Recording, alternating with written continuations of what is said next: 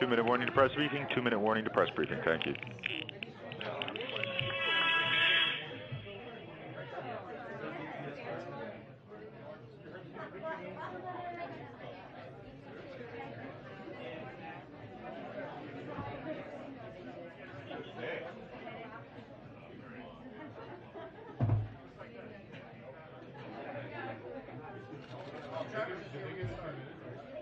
I don't know. I heard like I heard something. I heard the speaker crack. Pardon me?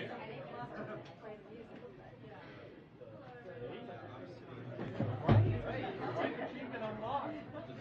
They really should have brought BTS to iPad.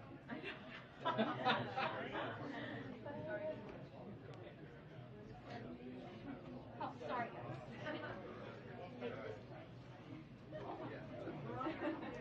It's like the before time.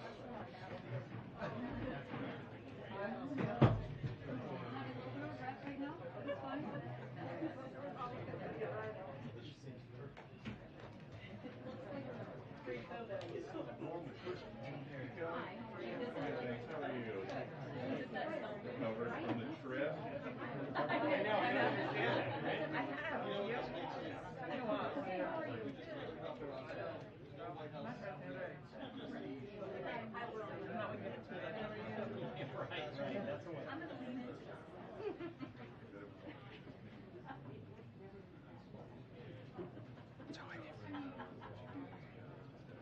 정한이 형 사진 찍는 거였는데 금방 가고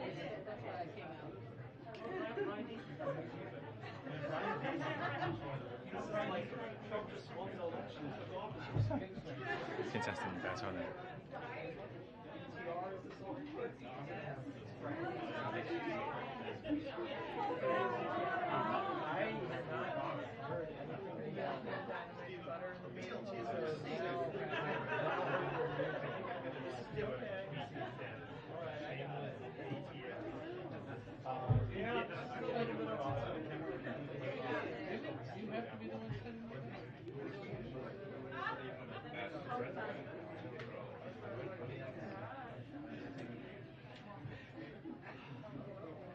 Good for you. Hey, he's a politician.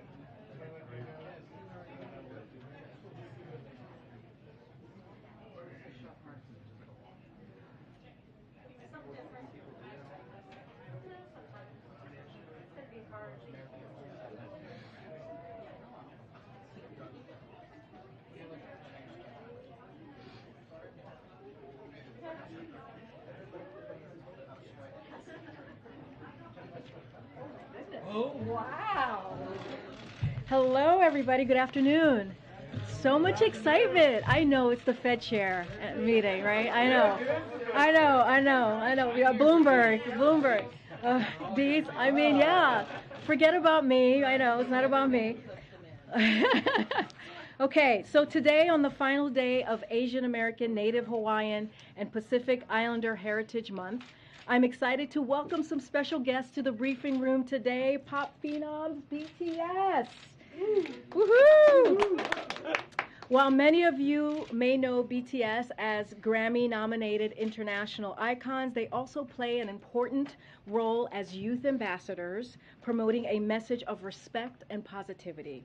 After this briefing, they will join President Biden in a discussion about Asian inclusion, representation, and diversity, as well as addressing an anti-Asian hate crimes and discrimination. As many of you know, the President has led a historic whole-of-government approach to combat racism, xenophobia, and intolerance facing ANHPI communities. Beginning his first week in office when he issued a presidential memorandum leveraging the power of the federal government to stand against this hate. The President also signed the COVID-19 Hate Crimes Act into law, signed an executive order to reestablish the White House Initiative on Asian Americans, Native Hawaiians, and Pacific Islanders, and funded critical research to prevent and address xenophobia against AA and NHPI communities.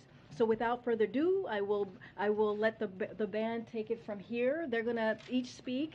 We have an interpreter, somewhere here. There you go. Good to see you. So they'll each speak first, and then the interpreter will come back up and interpret what they just said. They're not going to take any questions. They're just going to come here and give some words, and then we'll start the briefing. Thank you. Go ahead, Jess. Thank you, Karine, for your kind words. And hi, we're BTS. And it is a great honor to be invited to the White House today to discuss the important issues of anti-Asian hate crimes, Asian inclusion, and diversity. 네, 오늘은 AANHPI 헤리티지 먼스의 마지막 날입니다. 저희는 AANHPI 커뮤니티와 뜻을 함께하고 기념하기 위해 오늘 백악관에 왔습니다. 네, 최근 아시아계를 대상으로 한 많은 증오 범죄에 굉장히 놀랐고 또 마음이 안 좋았는데요. 이런 일이 근절되는데 조금이라도 도움이 되고자 오늘 이 자리를 빌어 목소리를 내고자 합니다.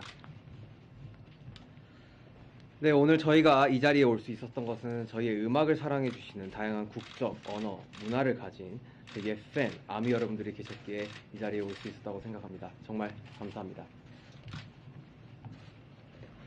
네, 한국인의 음악이 서로 다른 언어와 문화를 넘어서 전 세계 많은 분들께 닿을 수 있다는 게 아직까지도 좀 신기하고 근데 신기한 것 같습니다. 그리고 이 모든 걸 연결을 시켜주는 음악이란 건 좀 참으로 훌륭한 매개체가 아닌가 싶습니다.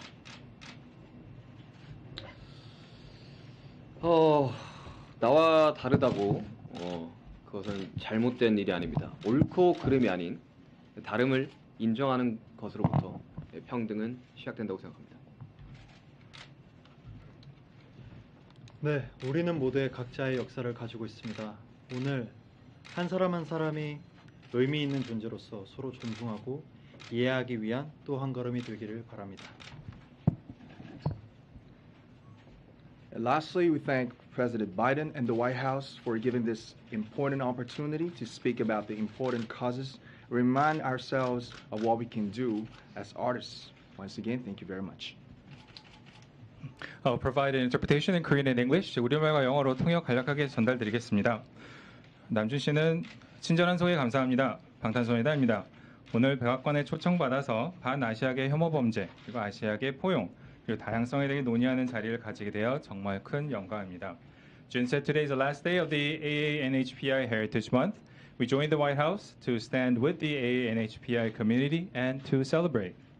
Jimmy said we were devastated by the recent surge of hate crimes, including Asian American hate crimes. To put a stop on this and support the cause, we'd like to take this opportunity to voice ourselves once again. Jio said we are here today thanks to our army, our fans worldwide, who have different nationalities and cultures and use different languages. We are truly and always grateful. Jungkook said we still feel surprised that music created by South Korean artists reaches so many people around the world, transcending languages and cultural barriers. We believe music is always an amazing and wonderful unifier of all things. Shiga said it's not wrong to be different. I think equality begins when we open up and embrace all of our differences. V said everyone has their own history. We hope today is one step forward to respecting and understanding each and every one as a valuable person. 마지막으로 남준 씨가 중요한 문제에 대해 함께 이야기하고 우리가 아티스트로서 무엇을 할 수 있는지 생각할 기회를 만들어 주신 바이든 대통령님과 백악관에 감사드립니다. 감사합니다. What does it mean to you to come to the White House? We're gonna go. They're not gonna take any questions, but thank you so much, guys. Thank you. Thank you, guys. Thank you. Thank you. Thank you, guys. Thank you. BTS 화이팅! 감사합니다. Thank you, guys. Thank you. Oh. All right. Okay. Yeah. Brian, I don't know how you're gonna. Okay. I don't know. I'm excited to hear what Brian has to say. Okay. Next up, we have Brian Deese, our Director of National Economic Council, who just came out of the meeting with the President and the Fed Chair and Secretary Yellen. And so he is joining us today. So thank you, Brian, for making the time. Okay.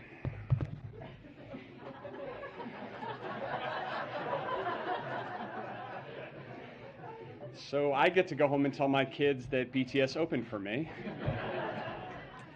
I did not expect that when I woke up this morning. And I know that you're all here to talk about trimmed mean inflation, and you're as excited about that as you are for them. So thank you for hanging in here.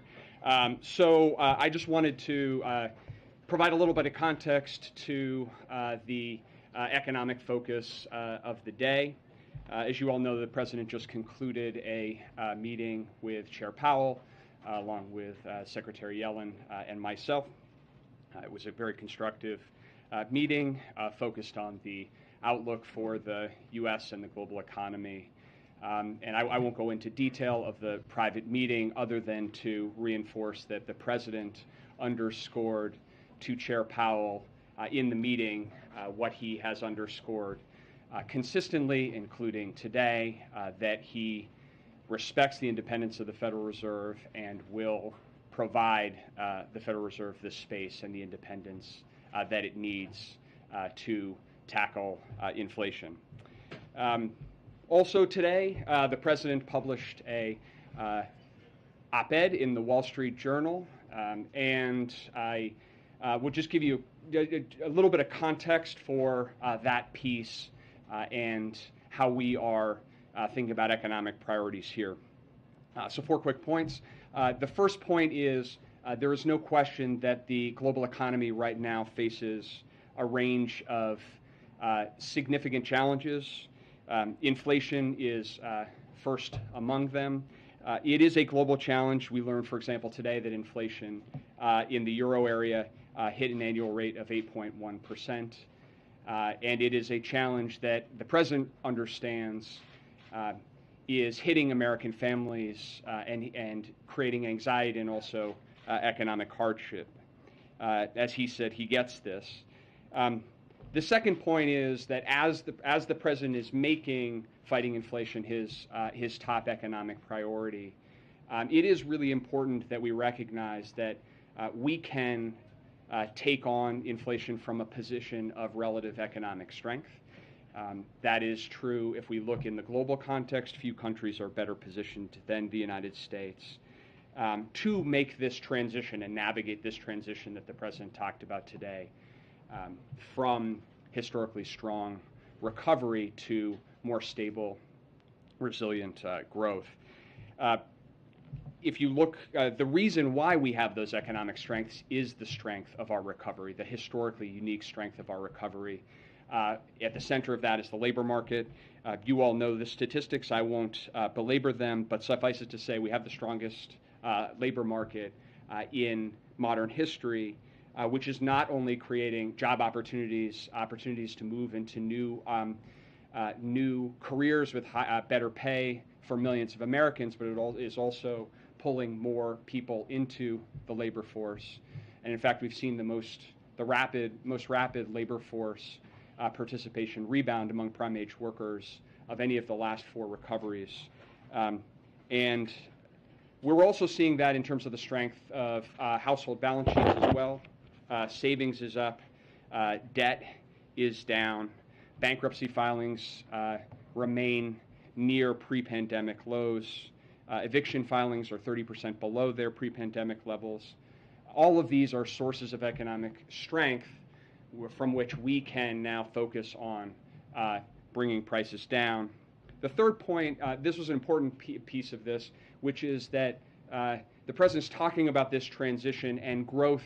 As we move through this transition, our economic growth should look different than it has in the historic recovery phase. We've run this first leg of the race at a very rapid clip. That has put us in this strong position relative to our peers. But this is a marathon, and we have to move and shift to stable, resilient growth. And that's why the President's outlining the plan that he wrote about today, which is something that he has been focused on here for some time now. Core to that are the 3 elements that he flagged. The first is nominating quality people to the Federal Reserve. He has done that. He got an opportunity to speak with Chair Powell today. Strong incredibly credentialed bipartisan group, and we are hopeful that the Senate will move to confirm the last of his nominees, Michael Barr, without delay, and giving the Fed the independence to operate, which is critically important, particularly at a moment where inflation is elevated, but cannot be taken for granted, which is why the President is reinforcing it publicly today. Second is lowering costs. How can we make things more affordable for typical families during this transition period? And the third is lowering the federal deficit, which will help to ease price pressures in the economy. That is, on those second and third, that is the focus, the President's economic focus, the focus of our economic team. Many things, many of the steps therein are things that we can do on our own with executive action. There are also places where we need Congress's help and to work with Congress. But that is our overarching focus when it comes to the economy right now. So that is the context I want to provide. Happy to do whatever Karine tells me to do. Brian, one trade-off to cutting or fighting inflation may be a change in the unemployment levels. What level of increase in unemployment does the White House see as acceptable in order to obtain lower inflation? Well, I think that one of the things about this transition, and we are in this transition, one of the things about having the strength of the labor market recovery that we have had to date is that we are uniquely well positioned to actually move toward more stable labor market gains or gains more consistent with periods where we have had this level of unemployment in the past. And we can actually take on inflation without having to sacrifice all of those gains. And so you see that, for example, in the high rate of available jobs per worker. That can, and you've seen that start to moderate somewhat. So one of the ways that, for example, businesses can reduce their demand if that is necessary is to bring down the number of open jobs they have available. But that is, I think that the bottom line is we have a very strong labor market, and that is not only a source of strength for millions of people who are getting jobs or getting jobs at higher wages. It has helped to strengthen household and family balance sheets as well. So part of the reason why we have seen savings elevated and we have seen credit card payments and other debt service payments come down to historically low levels is because of the strength of the labor market. So that positions us relatively well going into this period of transition. Just one follow-up. The President emphasized, and you just emphasized, his respect for the Fed's independence. Is he happy with what the Fed is doing? Consistent with respecting their independence is respecting their independence. So what I would say is that he has confidence in the people that he has nominated. He is grateful to the Senate to confirming 4 of his 5 nominees, and he is focused on actually giving them the space to make those independent judgments. It certainly is the case that the President has identified inflation as his top economic priority, and he agrees with the assessment that the team at the Federal Reserve is making and that Chair Powell is making as well. But part of providing that independence is to stay out of the business of commenting on tactics, timing, or otherwise on the monetary policy side. So you can expect that from us going forward. Okay. A follow on that. If he's confident in the team that he's put there, is he confident that they will be able to deal with this enormous challenge, which is taming inflation and not putting the economy into a recession? Well, I think that what the President is and what we are very confident in is that we can approach this challenge and we can focus our efforts on bringing inflation down without having to sacrifice all of the economic gains that we've made because of the unique position of strength that we are in. Because of the progress that we have made over the course of the last 15 months, we are now uniquely well positioned to do that. Does the President think that the Fed needs to revise or review its modeling and forecasting techniques, given they pretty badly misjudged that inflation was not actually transitory? That falls squarely into the category of things that we will leave to the independent judgment of the Fed. Phil in the back and then Kelly in the left. Thank you, sir. You noted that inflation remains the president's top priority. I'm wondering a little bit about the intersection of that priority and the president's plan to forgive as much as $10,000 in student debt relief for families making as much as $300,000.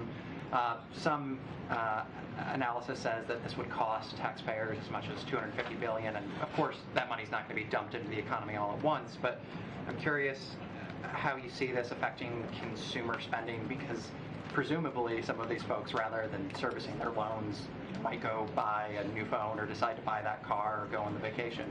So are you confident that that student debt relief program would not have a negative impact on inflation? Yes, I'd say a couple of things of that. The first is that notwithstanding some of the reporting, the president hasn't made any decision on that policy, and so I won't get ahead of any decision or any particular program or plan that has been speculated about. Broadly speaking, if you look at those who hold student debt, principally people who went to public colleges, principally people who, when they were going to college, had 2/3 of which their family income was less than $50,000 per year, and many of whom are struggling economically in a position of having to repay that debt. When you look at the question of the macroeconomic impact, I would say two things. One is it is a function of a number of those policy design parameters, including the repayment. So today there is a moratorium on repayment of student loans, and so the resumption of payments would interact with any potential debt cancellation from a macroeconomic perspective, number one. And number two, if you look at the impact of almost any proposal, because of the point that you made, notwithstanding the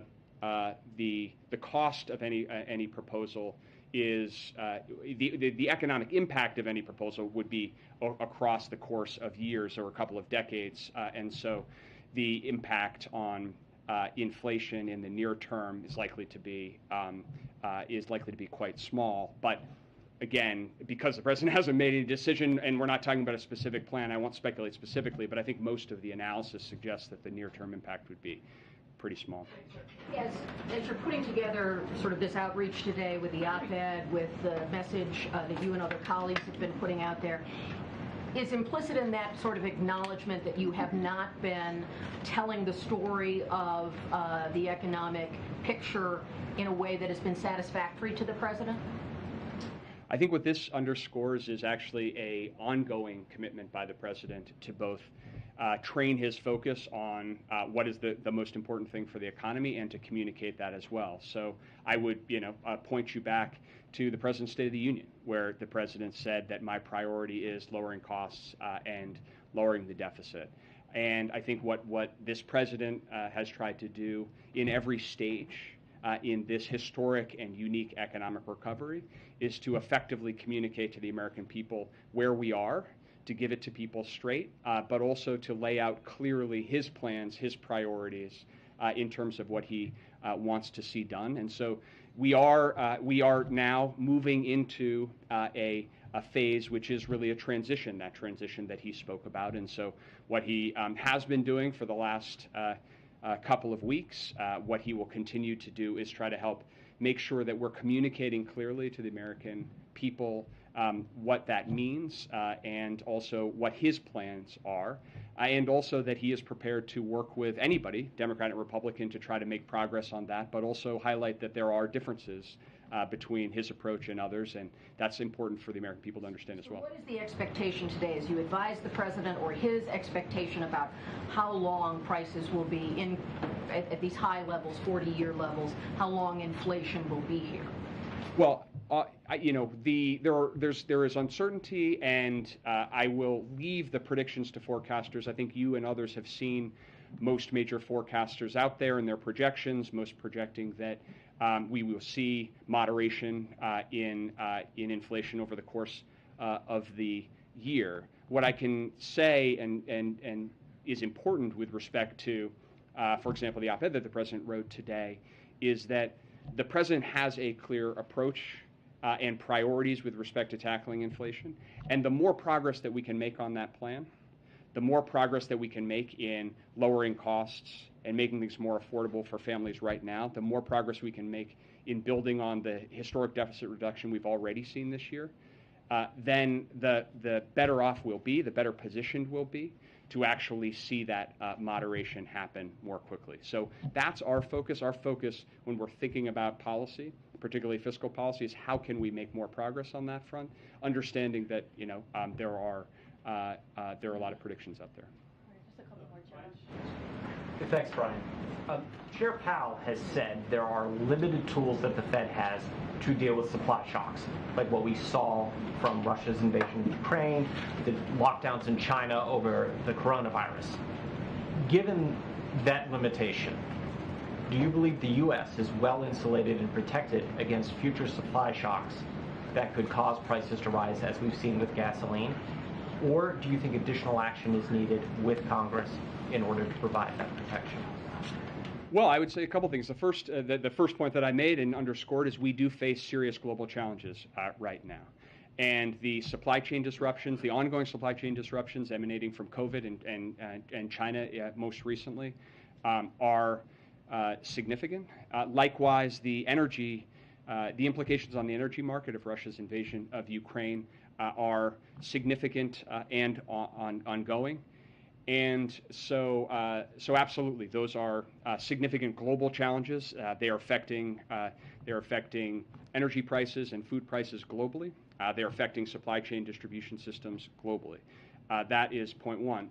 Point two is we in the United States are better positioned to actually navigate through those challenges than almost any other country, in part because of as I've said already, the strength of our economic recovery, in part also because of the work that we have done, for example, on the supply chain side over the last 9 months of consistent, focused effort working with all different parts of our supply chain. We now see, for example, the fluidity, what's known as, how fast, containers can move through ports, for example, and get from a ship all the way to the end, that we have seen significant improvements in that fluidity across time, which puts us in a better position to navigate potential new supply shocks, but they pose ongoing challenges.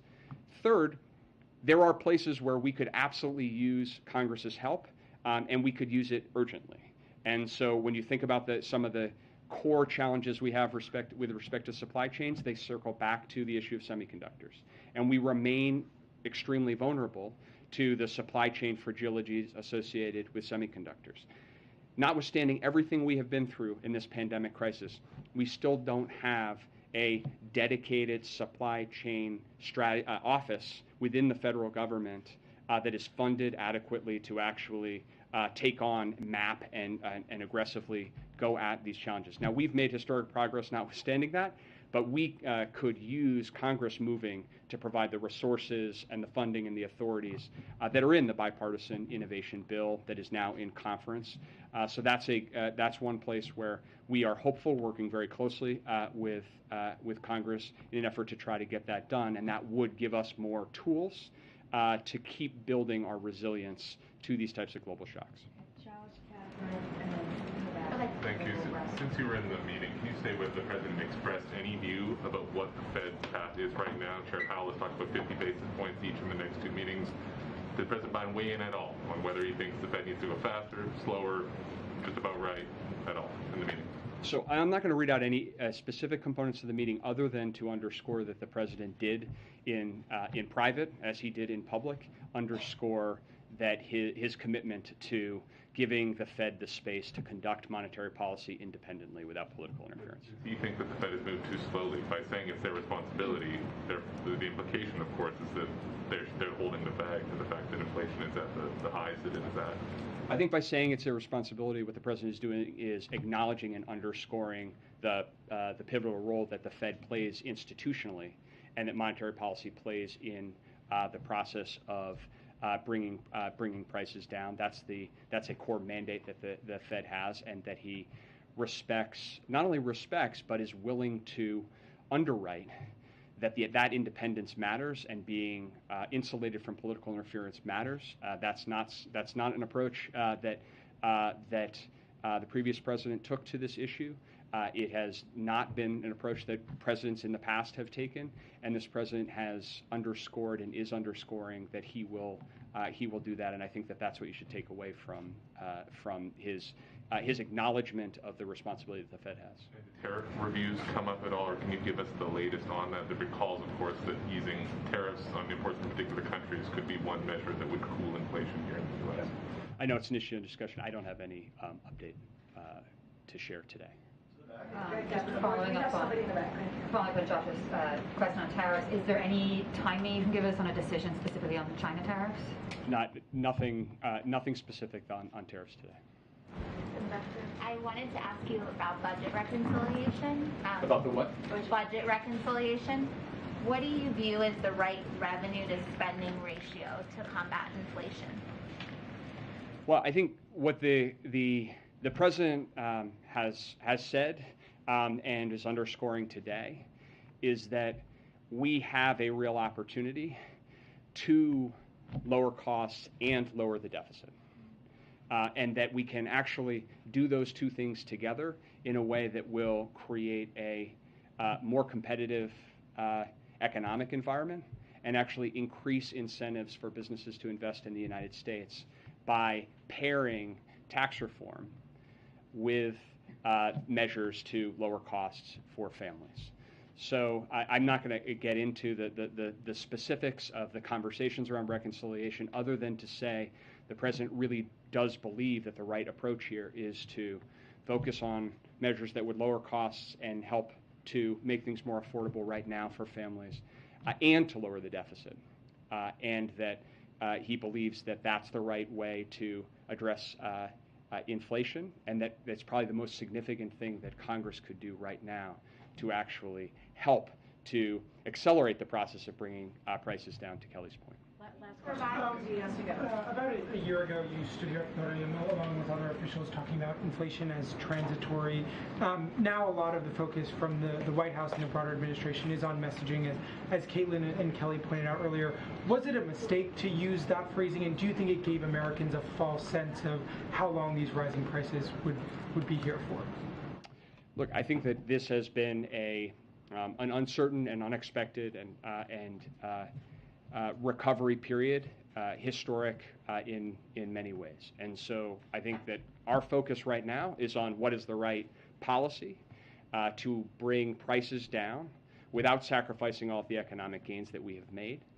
And I think that one thing that is unambiguously the case is that over the course of this 15 months, the strength of this recovery that we have had in the United States has not only helped millions of people and millions of families across the country, but now positions us well to address what is a global issue. And when you look out across the world right now, there's also no question that inflation is a global challenge. The 8.1% figure that I cited for the euro area, if you look back over the last 6 months, headline euro area inflation is 9%. And that is because we know that principally the drivers of that are the convulsions and the convulsive impact of having to shut the economy down and restart the economy, and compounded now by the supply effects that Josh asked about with respect to Putin's invasion of Ukraine. So that's our focus. That's where we're focused now. And we think that the policy choices that we make here going forward will be consequential in how quickly and effectively we can navigate through this next period. But that's actually mostly about the structural factors. I guess when you talk to Americans, when you look at polling, they say their biggest concern is rising prices, which I think part of that stems from the prolonged period that we've been in. And so I'm wondering, as you focus on the messaging, have you learned lessons from that, where you discussed it as transitory, and now, 15 months later, we're still here?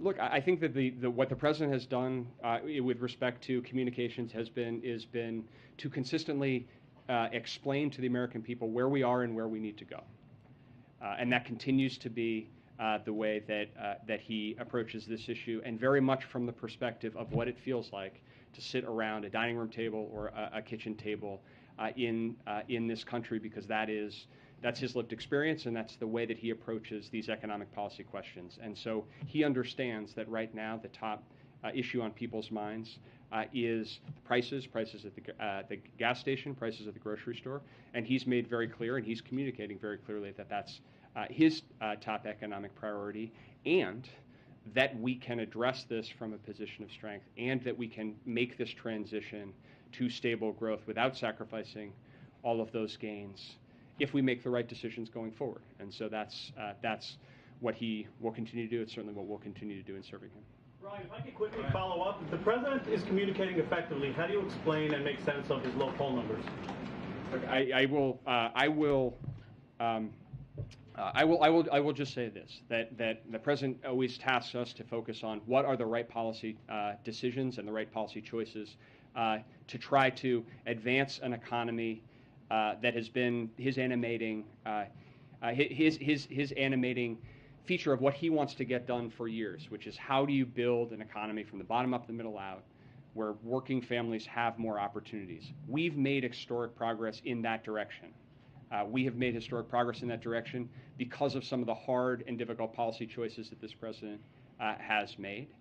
But we now have to address this issue of rising prices. The president has been focused on that for some time. We need some help in working with Congress on some of the issues that we just discussed. And I think that, if we can deliver, I think what the American people are mostly want to see is that we can actually move the ball forward, and that we can actually make some progress in things that matter in their daily lives. And it's why you've seen the president so focused on things like reducing the cost of internet, building more affordable housing to reduce the cost of housing, because we get that those are practical things that are impacting people in their lives.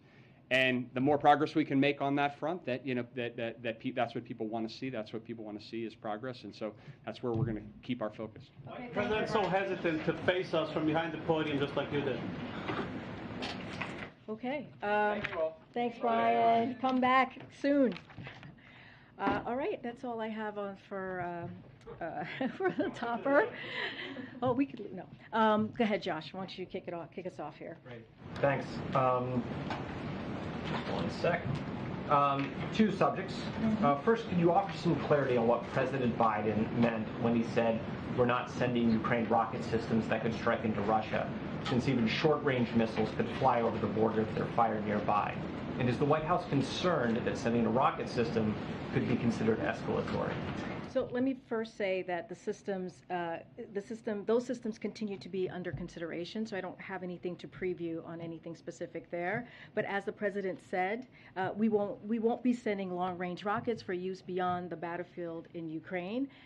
But right now, I don't have anything to preview for you today. Secondly, could you update us on the status of where Mexico's president stands on going to the Summit of Americas? It's the first time we've hosted since 1994, and what does this controversy say about the U.S. relationship with Mexico? So, I don't have anything to share or anything to confirm about anyone's attendance. We don't have a final list. Once we have a final list, we'll be sharing that. Look, the president is looking forward to hosting, as you just said, the first one in a long time. It's the 9th Summit of the Americas in June, just a few days away, and values the opportunity for leader-to-leader civil society and private sector engagement to advance our goals and find common ground. He views the summit as an important opportunity for leaders and key stakeholders to come together to address the core challenges facing the people of the hemisphere. No other part of the world impacts the security and prosperity of the United States more directly than the Western Hemisphere, and we are joined not just by geography, but also by economic ties, democratic principles, cultural connections, and familial bonds. I don't have a list to confirm or any invites or decisions that's been made. That's up to clearly the individual leaders. Hello. Hello. Happy Tuesday. I feel like it's been a long time. Just to follow up on that, has everyone who's going to be invited to the summit been invited? We're still working through some of the invites. We just don't have a final list. And we have said once we have a final list, we'll share that. Can you elaborate on the president's promise earlier today to meet with lawmakers on new gun laws, when or how that would happen, and whether there are any preconditions on when or how he'd meet with them? So the president is look, he's been calling for action for some time. What we have seen, in particular these past 2 weeks, with these mass shootings in Buffalo, and we saw the president go to Buffalo and grieve with the family there. We saw the president and the first lady just this past Sunday go to Texas to grieve with the parents there. And it is heart-wrenching what we're experiencing. This is an epidemic, the gun violence that we're seeing across the country, and we have to do something, and we have to continue to make efforts to act, to protect our kids, to protect people going to the grocery store. The president has made this one of his priorities from the first day that he walked into this administration, and now he's calling on Congress to act. And so he is hopeful. He wants to make sure there's action. The White House, we have our White House team that is in constant communication with Congress on an array of issues, including this one, because again, this is a priority, and he wants to continue to make sure that he continues to voice his concern and what needs to be done next. Look, the president has done everything that he can from the federal government. We are looking at other executive actions that we can possibly do. This president has done more executive actions at this point than any other president, but it's not up to him alone. He cannot do this alone. This is what you heard him say to Kelly O yesterday. And so Congress needs to act so we can have federal law legislation on the books so we can stop this epidemic that we're seeing across the country. What other executive actions would be under consideration? You just said he's done everything he can do. Well, we're looking to see what else can be done, to be clear. We have done, as you've heard us say, we have done the ghost guns. The stemming of the flow of ghost guns is something that the president has done through executive action. If you look at ghost guns, they are not regulated. There's no serial number connected to them. They are the weapons of choice when it comes to terrorists and criminals. This is something that we have seen more and more pop up across the country, and so he put out an executive order through the Department of Justice to make sure that we do everything to stem ghost guns being out there. He's taken more efforts to take on gun traffickers and make sure that they are held accountable. He used the American Rescue Plan, which, by the way, no Republican voted for, to make sure that we put police officers back in the streets, who many of them lost their jobs during the COVID pandemic. And so there's $10 billion that we announced that cities have used to make sure that they are using that funding, or said they have used that funding for gun violence. These are the actions that this president has taken. And now he's calling on Congress to take action. He's calling on Congress to take a vote so that we can protect families and communities. He said nothing's scheduled yet. I don't have anything more to preview. He said yesterday himself that they are looking at other options on executive actions. But again, he's done more than any president at this time. One other thing I wanted to just clarify from you, something he said on Friday during his address at the Naval Academy. The president was born in 1942, graduated from the University of Delaware in 1965. In his address, he said he was appointed to the Naval Academy in 1965. Was he? Was it in 1965? So I did not hear that part of the speech, so I would have to.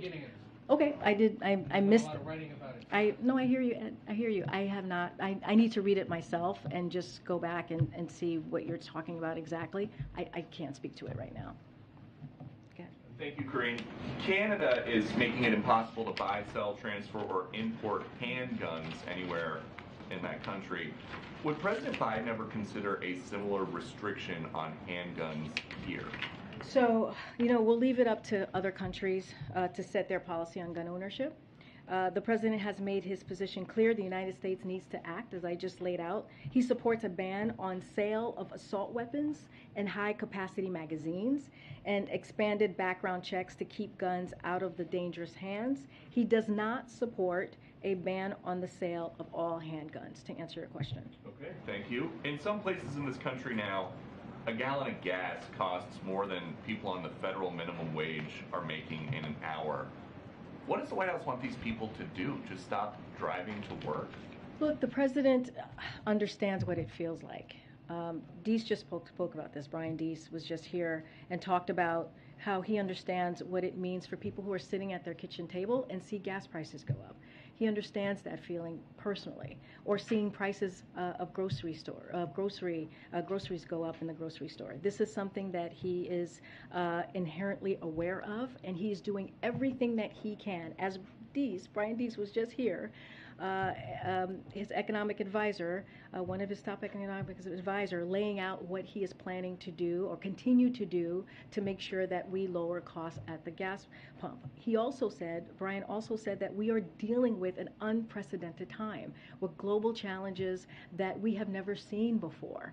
And that includes clearly the pandemic, that includes Putin's tax hike that we're seeing this past couple of months, that has had an effect on gasoline prices. $1.50 went up since Putin has amassed his troops on the border of Ukraine. These are real global issues that has led to this moment. But the president is doing everything that he can to make sure that we address this issue. And you just mentioned Putin a few times as a reason for recent inflation. Do you guys think that any part of inflation this year is because of President Biden's spending plans, or is it all Putin's fault?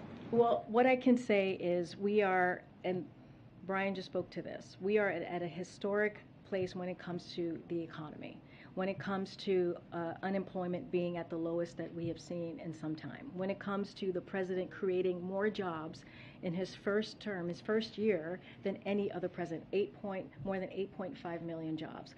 Now we're going to a place where we're going into transition, where we're going to see an economy that's more stable, that's more steady. So that's because of the American Rescue Plan that the president signed into law, that no Republican signed or voted for, I should say. And all of that work that he's done the first year has led us to a place where there are more jobs out there, more jobs are being created, that we are in a place where we're seeing economic growth. Now, and also, as I've stated, this is an unprecedented time with COVID. This is an unprecedented time with the war. And so that Putin has created and started on Ukraine. And so we have seen, data has shown us, since these past couple of months, since the war, we have seen an uptick on gas prices. So I guess the next question would be, does President Biden take any responsibility for his policies potentially contributing to inflation? His policies has helped the economy get back on its feet. That's what his policies has done. When we talk about the gas prices right now, this is indeed Putin's gas hike. This is what we have seen in the most recent months of what we've seen at the gas pump. And so that is a fact. We have seen about 60% increase in the past several months, and because of the amassing and his invasion of Ukraine. And so the president, his goal right now, and what he is frustrated about, is what the American people have to go through, and what they are trying to deal with as they are around their kitchen table. So that is his focus right now. Go ahead. The president has talked about understanding from his life experience those difficulties, economic hardships, and so forth. Does he consider it a crisis for American families that prices are at this 40-year high? He understands the hardship that people are going through. He understands how difficult it is for families. He understands that. That's why he has done everything that he can and taken steps in many different ways to make sure that we lower cost. We announced new actions to give farmers the tools and resources they need to boost production and lower food prices and feed the world. High-speed internet for tens of millions of Americans. We announced new steps with the private sector to lower those prices. The nonpartisan Congressional Budget Office found that the deficit fell by $1.5 trillion this year, and it actually fell even more in most regions. Is it a problem? Is it a hardship? Is it a crisis? What is it that people are facing? It is, we're just in a difficult time right now with this inflation. That's why he's doing everything that he can. Look, his op-ed, he talks about this explicitly, about what he knows the American people are going through. And he laid out what it is that he's going to do to really fight against inflation. So it is something that he is aware of. This is clearly, right, as president, is something that is a priority to him.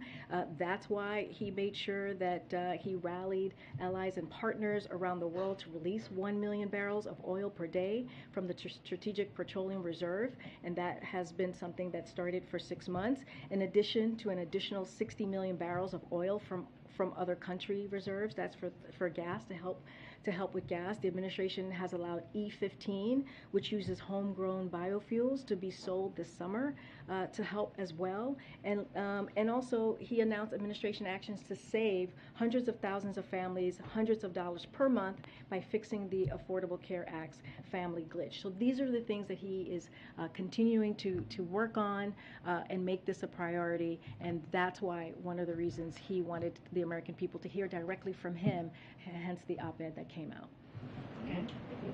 Back on the issue of gun reform, so you mentioned the limitations that the president is facing. He also has Yeah, been he blunt said this yesterday himself. There's only so much that he can do, that much of this is in the hands of Congress. But in Texas over the weekend, the president came face to face with a crowd that was demanding that he act, chanting, do something. And the president said, we will. Given the limitations that he is facing, how can he make that promise? What makes him so confident that this time around will be different? So, as I've said, our team is in close contact with key members of Congress on negotiations. And when the president when it's helpful, he will certainly engage. But look, what we're talking about is popular. It's something that the constituents want, right? When you think about 88% support background checks on all gun sales, just 8% oppose. When you think about 84% support a ban on firearm sales to people reported as dangerous to law enforcement, just 9% oppose. 69% of support banning high-capacity magazines, just 22% oppose. 67% oppose banning assault-style weapons, just 25% oppose. This is from a poll last week from Politico Morning Consult. Reuters had a poll as well on that same day. 84% support background checks for all firearm sales. 70% support red flag laws. So these are things that, if you think about the senators and congressional members, these are things that their own constituents support. And so what the president is going to continue to do, as he's done from the first few days that he walked into office, is to ask Congress to act. And so we're going to continue to have those conversations. He's going to do everything that he can to make that happen. We have to stop this gun violence epidemic that we're seeing. But these measures have been popular for some time. I mean, that's not new to this most recent massacre. So what is the president seeing, if anything, that makes him confident that this time will be different? I mean, we've heard him say that he thinks everyone's getting more rational about this. What has he seen from Republicans that gives him that sense? Well, right now, as we know, there are bipartisan negotiations happening today. It may have happened already. I know there was supposed to be a Zoom call that was being led by Chris Murphy. And so, it is important. That's what we want to see. We want to see steps being taken so that we can get to a resolution, a solution here. We cannot continue having this epidemic that we're having, with gun violence. This is not okay. And what we're asking Congress to do is to vote. Vote again. I just said this. Vote to protect our communities. Vote to protect our children. Vote to protect our teachers. Vote to be able so that people can safely go into a grocery store and not worry about being killed. And so the president's going to continue to speak to this.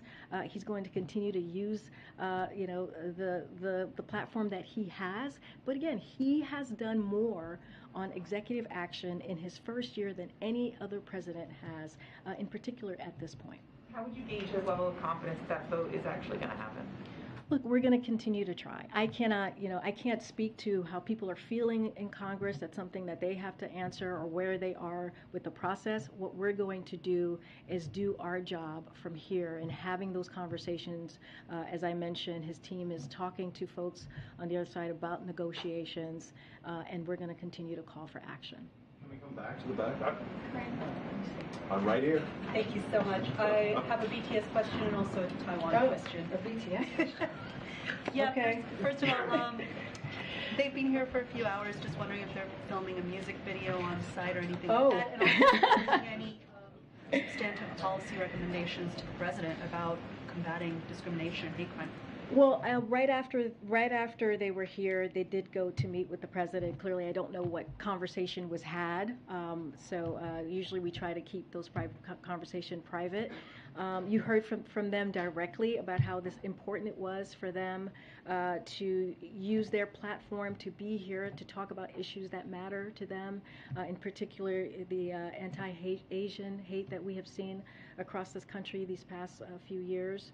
And so this was an important moment for them. I spoke to them before they came out. They were thrilled to come out and make sure that you heard directly from them of why they were here. I don't have much more to share. As you know, they're having a meeting right now with the president. So moving on to Taiwan, Senator Duckworth is in Taiwan today, and China has sent 30 overflights to Taiwan. Is this seen as a threatening move? And can you just illuminate, what Senator Duckworth is doing over there, what the point of this mission is? Yeah, I cannot speak for Senator Duckworth. You would have to reach out to her office. I don't have anything to say on why she's there. Something you see as threatening? It's something that we're monitoring. I don't have any comment on that at this time, but clearly these are things that we keep an eye on. Question from the back. Thank you so much. The president said yesterday that he believes Senator McConnell is a rational Republican. Senator McConnell said today that the group of lawmakers that are talking about guns in the wake of Uvalde are talking about the problem, which is, quote, mental illness and school safety. Does the president agree that that's the problem here? So, look, when the president said that, he believes that there are some rational Republicans in the Senate who can come together and work on a bipartisan bill. And Mitch McConnell is one of those folks. He does not believe, and we've talked about this. He's talked about this. We are the only country that is dealing with gun violence at the rate that we're dealing, and other countries have mental health issues. So what's the problem here? And so the problem is with guns and not having legislation to really deal with an issue that is a pandemic here in this country. And so that is not his focus. Obviously, and when it comes to schools, and I don't know what he said specifically about schools. I know there's been conversation about hardening schools. That is not something that he believes in. He believes that we should be able to give teachers the resources to be able to do the job that they're meant to do at schools. And this is something that he's been focusing on since he was a vice president. So those are two things that he does not agree on. But look, he thinks there's a way to potentially come for senators to come together and Congress to come together. They need to act, and that's what he's going to continue to call for. Even though he disagrees with the top Republican in the Senate on what the problem is here. I mean, look, I think that what the president is going to continue to do is call for Congress to take action, is to call for Congress to move forward and deal with this epidemic that we're seeing across this country. And so he's going to leave it up to Congress to do that. He's going to step in when needed. But again, our office here is in regular contact on negotiations. And you just said that the president will get engaged with Congress on these talks when he believes it's helpful. Does he believe it's helpful right now for him to be involved directly in these negotiations? When the time comes, he will get involved. He spoke to this yesterday. What we're going to continue to do is call on Congress to act. And again, our offices here, our different departments here are in constant communications and with the negotiation process that's happening. Karine, can you confirm that the President Chief of Staff, Ron Clay, is giving his position after the midterms? Can you confirm that? No. Can I ask you a second question? No. Go ahead. Karine, a follow-up on the long-range rockets question. Does the United States not want Ukraine to launch attacks into Russian territory, despite the fact that Russia is obviously launching attacks on it? I mean, the president spoke to this yesterday. I don't have anything more to add. First of all, we don't have it's under consideration. I don't have anything more to say to that. But again, we won't be sending long-range rockets for use beyond the battlefield in Ukraine. So the president answered that yesterday. Switching gears to gun control and to the meeting with the New Zealand Prime Minister today, the president mentioned what New Zealand has done on this issue. What does he think, or what does the White House think the United States can learn from New Zealand on guns? Look, I think they had a very good meeting. They clearly spoke about gun reform. In the meeting, he actually wanted to talk more about what the New Zealand Prime Minister has done on gun reform in her country, and so he wanted to hear more about that. I don't have anything more to read out, but it is something that an agenda item that came up in their meetings, and he's always open to listen. But then again, we have to just remember that we need to act. Congress needs to act. It is the time to act now, and that's what the president's going to continue to call for. It is something that he has worked on since he was a senator, as a vice president, and now as president. He has taken action as a president to make sure he can do everything that he can to address gun violence, and now he's calling on Congress to deal with banning of assault weapons and also background checks, expanding background checks. Those are things that they can do. It's popular. I just laid out the polling and what the polling showed. This is what their constituents want them to do, is to act. And so that's what we're going to keep calling on them to do. Okay. Thanks, Karine. Following up on Keelan's question about the president's involvement, you said he would engage when he thinks it would be helpful. Does he think it would be unhelpful right now for him to engage in those negotiations? No.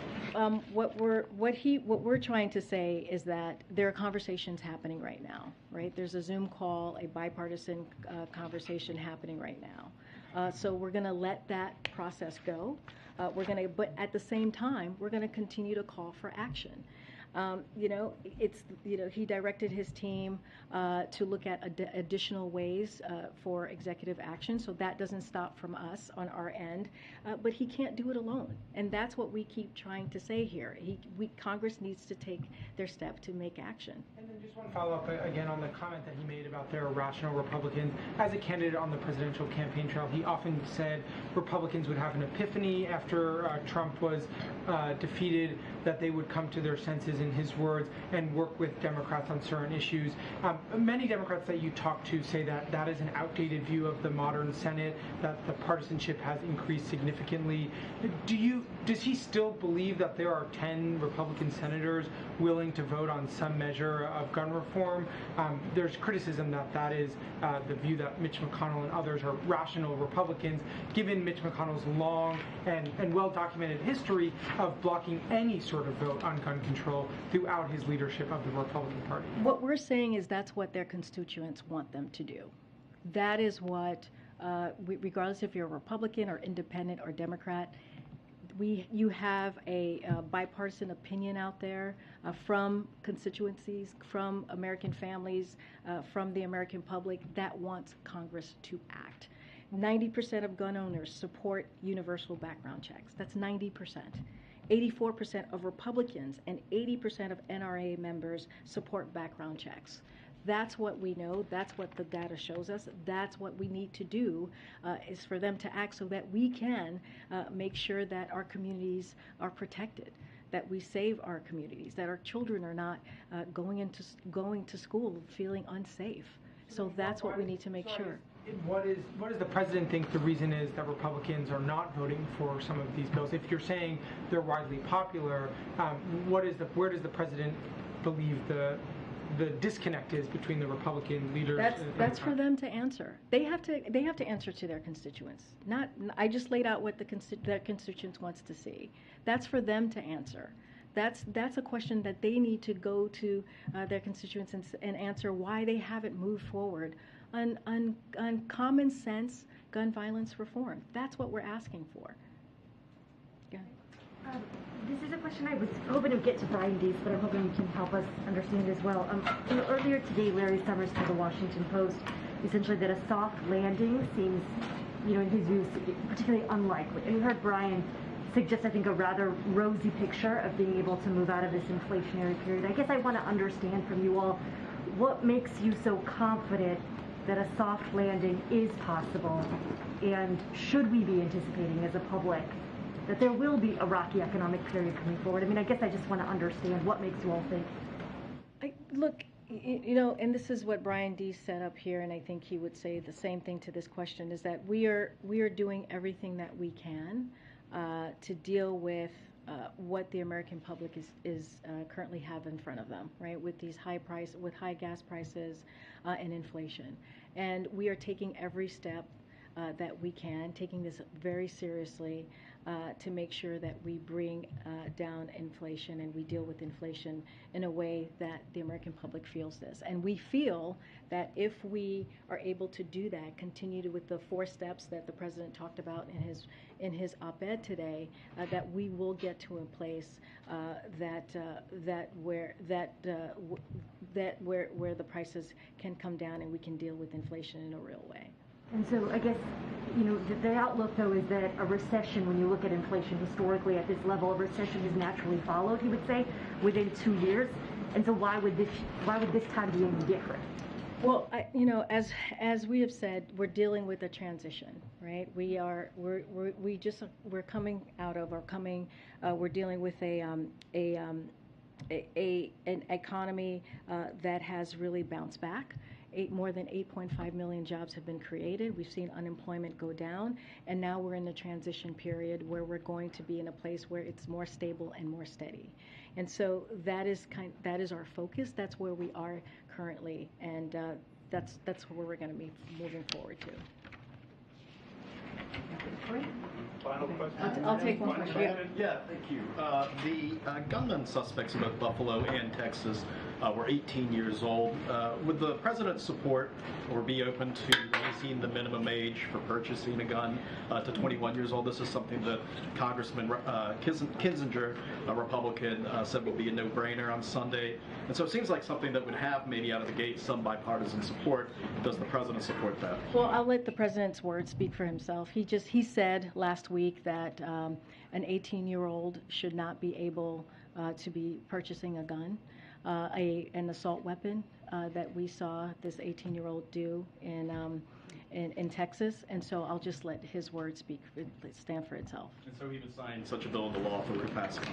I'll just let his words stand for itself. I'll take one more. On the rocket systems, can you talk at all about how did the U.S. balance the need to help Ukraine without putting the country at risk of a direct conflict with Russia? I mean, again, we don't have anything to announce at this time. What the president said stands as of today. I don't have anything more. It's under consideration. I just don't have more to share on that. Guns, Karine, on Saturday, gun control advocates are marching in D.C. and cities around the country. Will the president take part in these gun control events in any way? Wait, can you say that again? I missed the first part. Is doing an event in D.C. and around the country on Saturday. Will be this coming Saturday. Yes. Yeah. Or it's Saturday. Yeah. And is it Saturday the 11th? I'm sorry, I don't know so many dates. June 11th. He's doing it on June 11th. Will the president take part in this in any way? I don't have anything to preview for you about his schedule this weekend. Okay. Thanks, Karine. Thank you. Thank you. Karine, does the president regret cancellation of the Keystone Pipeline? Do you know why black people are leaving the Biden administration? 20 of them have left in the past few months. So